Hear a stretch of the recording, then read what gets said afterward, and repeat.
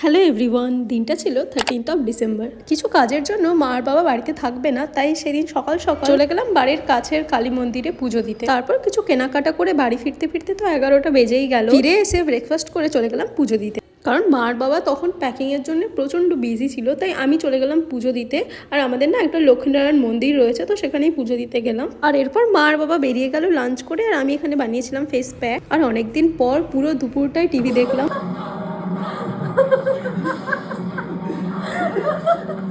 তারপর বিকেল 5টার সময় চলে গেলাম আবার সন্ধ্যে দিতে। এখন তো মা আর বাবা অলরেডি 2টোর সময় বেরিয়ে গেছে, তো আমি আর ভাই দুজনেই বাড়িতে আছি। আর ফিরে এসে বানালাম আদা দিয়ে চা, আর সাথে ছিল বেকরি বিস্কিট।